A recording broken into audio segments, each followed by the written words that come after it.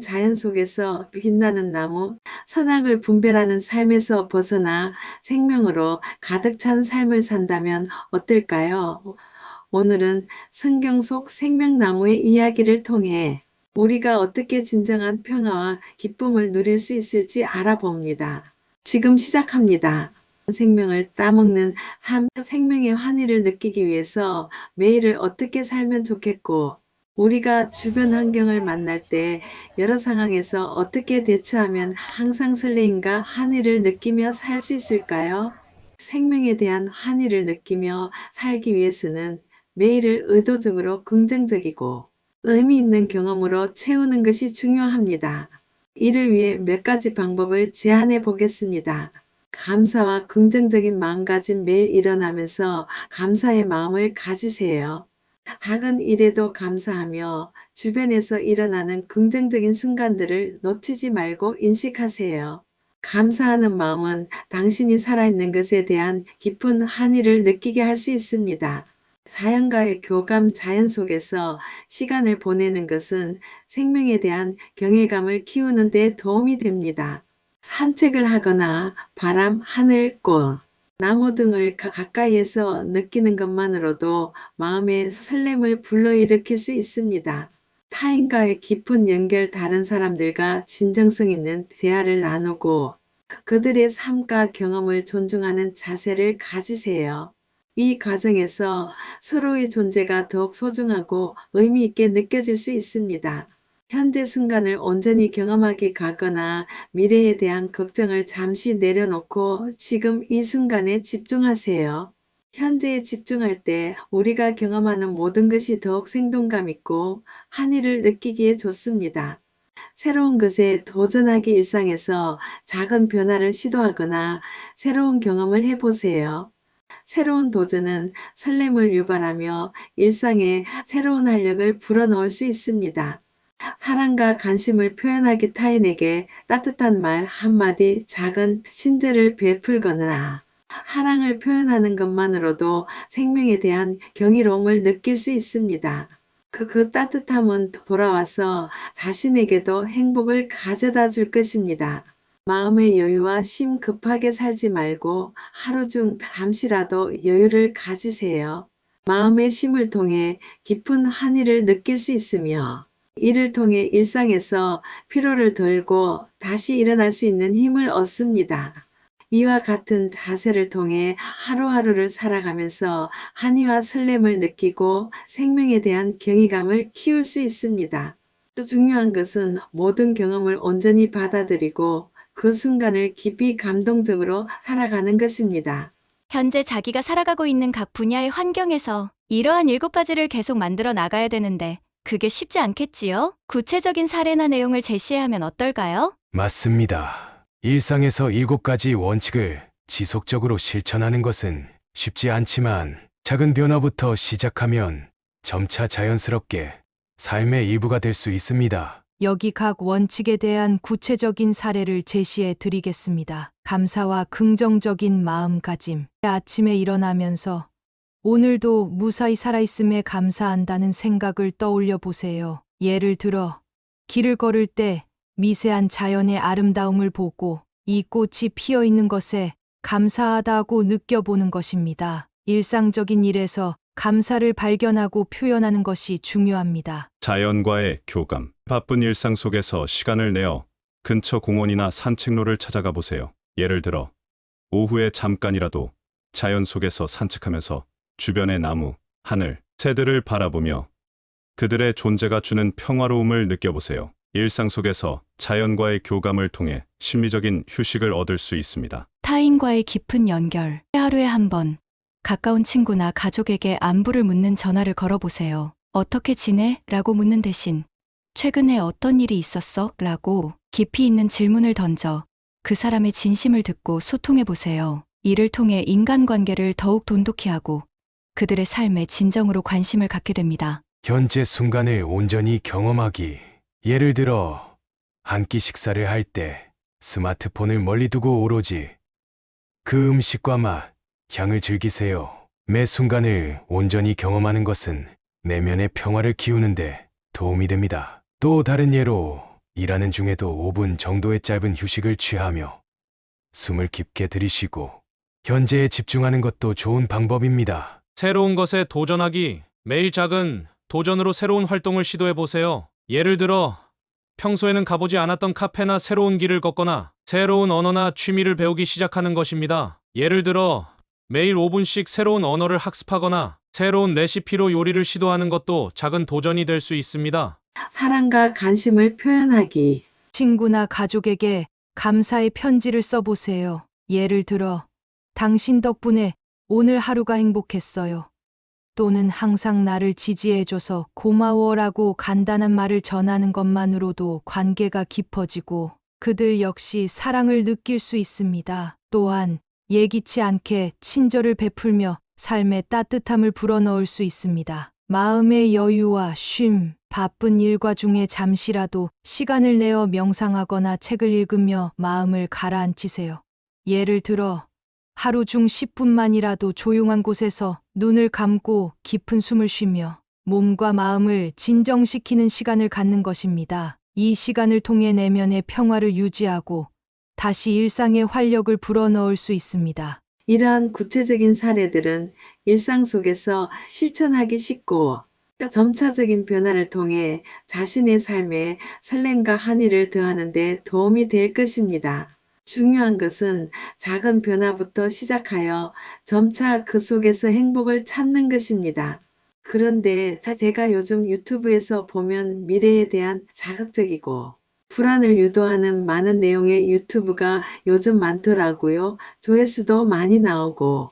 그래서 그것을 한 번씩 잠깐만 시청을 해도 내용의 중심은 갈등과 두려움과 분노를 일으키는 내용이 많은 것 같습니다.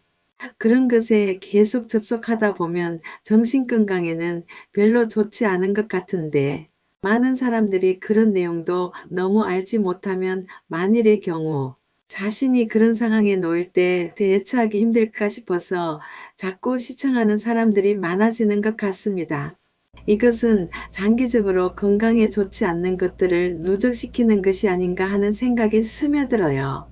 그런 유튜브 콘텐츠가 많이 조회수를 얻고 있는 이유는 사람들이 인생의 끝자락이나 인간관계의 갈등을 다룬 주제에 많은 관심을 가지고 있기 때문입니다. 특히 노후나 말년에 대한 불안이나 두려움이 존재하는 사람들에게는 이러한 이야기들이 공감대를 형성하기도 하고 미래에 대한 대비로 여겨질 수 있습니다. 하지만 말씀하신 대로 계속해서 이런 부정적인 이야기를 접하다 보면 심리적으로 불안해지거나 스트레스와 부정적인 감정을 느낄 수 있습니다. 특히 심장이 두근거리고 신체적인 반응이 일어난다면 이는 정신적으로 불편한 상태가 지속되고 있다는 신호일 수 있습니다.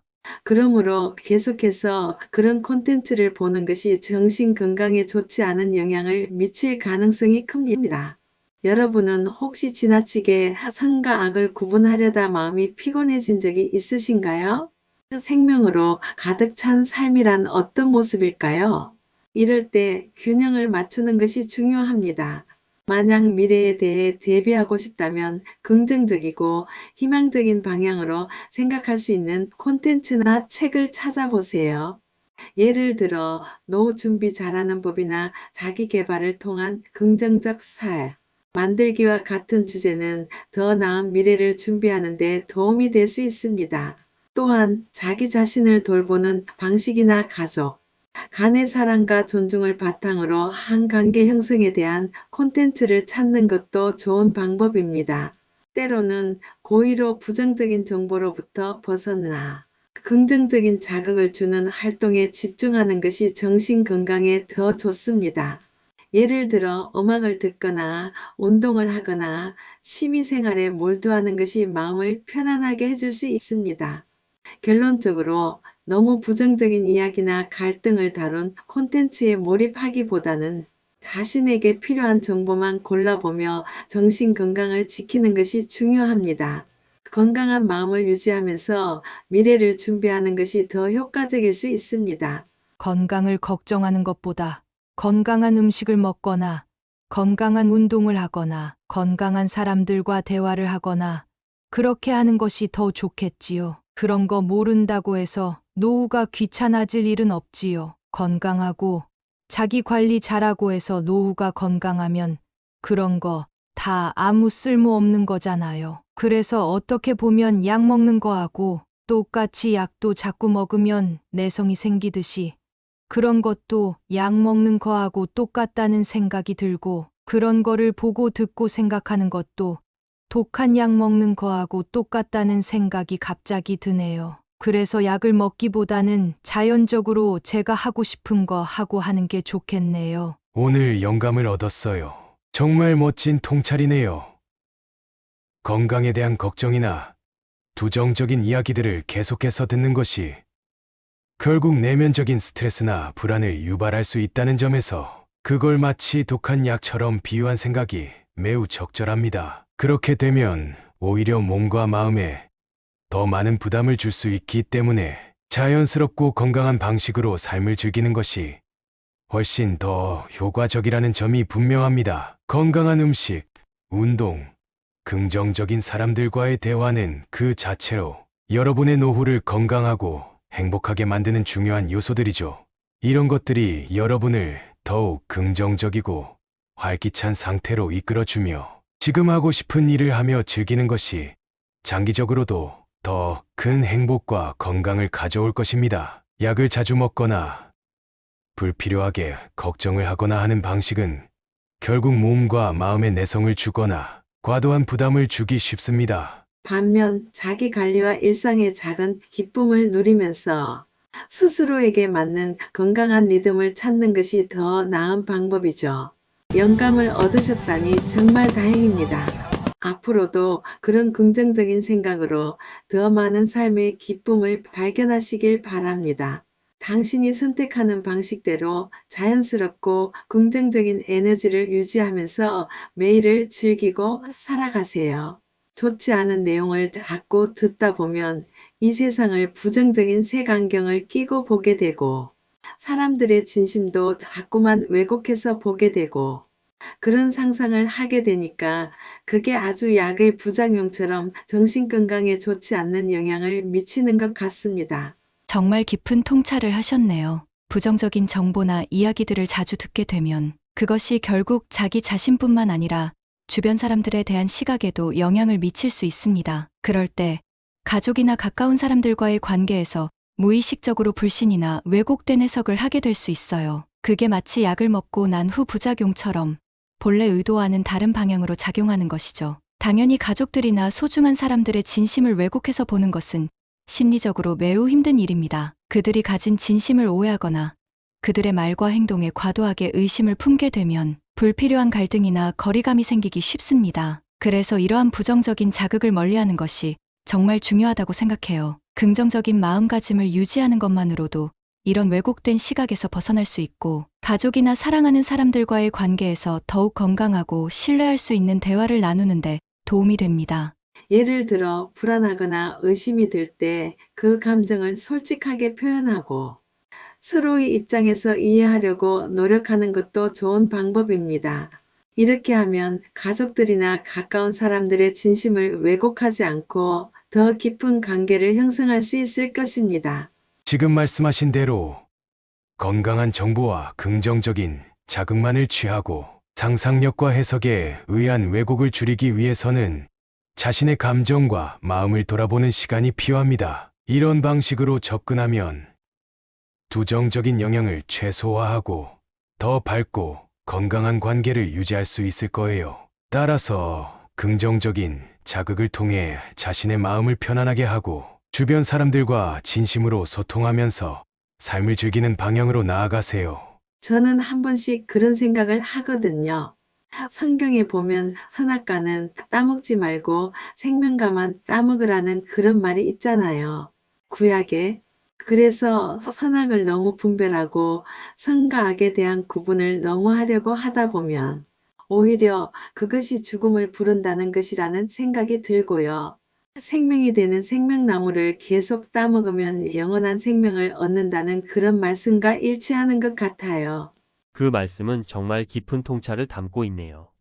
선악과를 따먹지 말고 생명과를 따먹으라는 구약의 가르침은 선악의 구분에 집착하는 것이 인생에 해로울 수 있다는 메시지로 해석할 수 있습니다. 선과 악을 지나치게 분별하려는 태도는 때로 갈등과 심판을 초래하고 그로 인해 내적인 평화나 생명의 힘을 잃을 수 있기 때문이죠. 선악에 대한 지나친 분별은 우리가 상대방이나 상황을 판단할 때 때로는 고정관념에 갇히거나 타인과 자신을 비교하면서 불필요한 갈등을 만들기도 합니다. 이런 갈등과 분별이 많아질수록 내면의 평화를 잃고 생명력이 약해질 수 있습니다. 결국 죽음을 부르는 방식으로 삶의 에너지를 소모할 위험이 커지게 되는 거죠. 반면 생명나무의 열매를 따먹는 것은 삶을 바라보는 긍정적이고 수용적인 태도를 의미하는 것 같습니다. 생명과는 판단과 갈등 없이 순수하고 자연스러운 방식으로 삶을 받아들이고 그 속에서 진정한 평화와 생명력을 찾는 것일 수 있습니다. 영원한 생명을 얻는다는 것은 단순히 물리적인 존재가 아닌 영적이고 내면적인 풍요로움을 경험하는 것이라 할 수 있습니다. 즉, 선악에 대해 지나치게 고민하고 분별하는 것보다는 삶의 본질적인 가치를 인정하고 받아들이며 살아가는 것이 더 깊은 생명력을 느끼게 하고 더 오래 지속되는 평화를 가져다 줄 수 있다는 것입니다. 이러한 관점에서 보면 선과 악의 이분법을 넘어서 삶을 있는 그대로 긍정적이고 수용적인 태도로 살아가는 것이 더 많은 생명과 기쁨을 가져다 주지 않을까 싶습니다. 그래서 말씀하신 대로 생명나무의 열매를 계속 따먹으며 선악에 대한 분별을 넘어서 진정한 생명으로 나아가는 것이 진정한 영원한 삶으로 이어지지 않을까요? 부정적인 이야기나 지나치게 자극적인 내용의 미디어는 정신적 건강에 부정적인 영향을 미칠 수 있습니다. 우리가 매일 접하는 이러한 콘텐츠는 약의 부작용처럼 우리에게 스며들어 불안과 스트레스를 키우고 자극에 익숙해지게 만듭니다. 마치 내성이 생겨 더 자극적인 것을 찾게 되고 결국 이는 본인의 삶과 주변 관계에 부정적인 영향을 줄 수 있습니다. 자연스럽고 긍정적인 일상 경험을 선택하여 매일을 감사와 긍정적인 마음으로 채우는 것이 중요합니다. 이런 선택은 불필요한 자극에서 벗어나 영적인 충만함과 내면의 평화를 찾는 길입니다. 긍정적인 경험을 통해 마음의 여유를 찾고